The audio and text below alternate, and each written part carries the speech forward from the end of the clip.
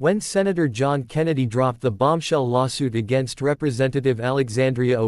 Cortez, demanding $80 million over alleged defamation, it was more than just a confrontation, it was a seismic shift in political warfare, a deliberate management of narrative that recoded every previous skirmish between institutional seniority and insurgent progression into a legally formalized spectacle. And when AOC reappeared on live television to deliver a response that stunned both the Senate chamber and the viewing public, she refused not only the money but the premise, dismantling Kennedy's claims with the poise of a prosecutor and the heart of an activist, transforming a legal threat into an ideological crucible by folding it back onto its author, asking indirectly, why weaponize courts where ballots already stand, and why claim defamation now when good faith questioning of policy has always defined democracy. Her words fell like gavel strikes, each syllable building a counter case without filing motion. She catalogued every misstatement Kennedy had made without apology, every policy he'd backed with hidden strings, every moment when rhetoric was used to conceal responsibility rather than express it. And all the while she stood unwavering, not raising her voice, simply cataloging responsibility and placing it under national scrutiny. And through that methodical inversion, she reframed the lawsuit not as closure but as escalation, asking the country to decide whether authority empowered or intimidated, whether litigation is democracy's shield or its sword.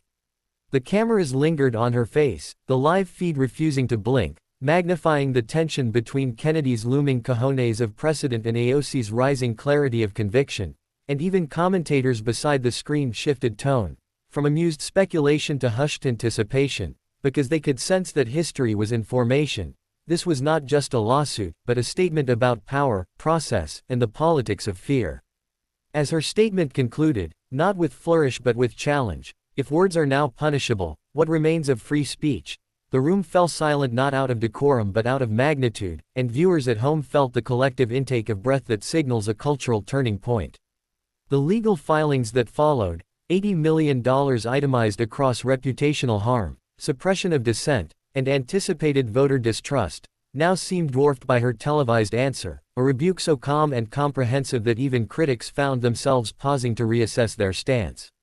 Half an hour later, repeat streams of her response went viral, circulating under hashtags like #CortezCounter and #Kennedy Lawsuit Reckoning, each replay cementing the sensation that the lawsuit was never going to end with settlement, but with outcomes, precedential in courtroom and electorate alike. In the days that followed, think pieces proliferated with titles like, When Politics Becomes Plaintiff, AOC's Rhetorical Verdict, and, Can Democracy Survive Lawsuit Theater, and experts mapped the structural dynamics, that a sitting senator suing a representative over political speech marks a boundary test for constitutional democracy. Meanwhile, small-dollar donors poured into AOC's campaign coffers not in response to policy but in solidarity with expression. Grassroots volunteers pivoted their motivations from universal health care to universal defense of speech, and the public, normally divided, found themselves realigned not along party lines but principle lines, free speech versus fear-laced authority. By the end of the week, AOC had not only turned a legal challenge into a political masterstroke, but reset the entire frame. The lawsuit became less about defamation and more about defiance, less about money and more about meaning, and more than any courtroom argument, her live response became the data point that shaped opinions, swayed coverage, and cemented her role as not just an activist but a guardian of democratic tone.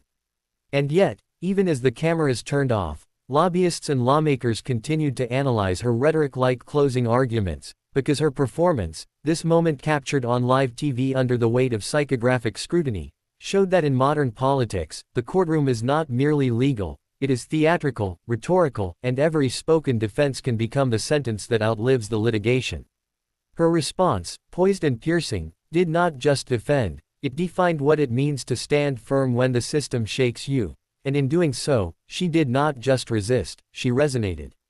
In the following days, what had started as a singular confrontation between two sharply contrasting political figures escalated into a cultural referendum on the limits of discourse and the consequences of visibility, where Alexandria Ocasio-Cortez's calm dismantling of Kennedy's claims evolved into something far more potent than a mere rebuttal. It became an unofficial doctrine for how to politically counter intimidation masquerading as litigation, And as the media frenzy swelled with panelists parsing every second of her televised response, the narrative took on a meta-dimension, no longer about whether she was right or wrong, but whether this was a coordinated test to chill voices that refused to color within institutional lines.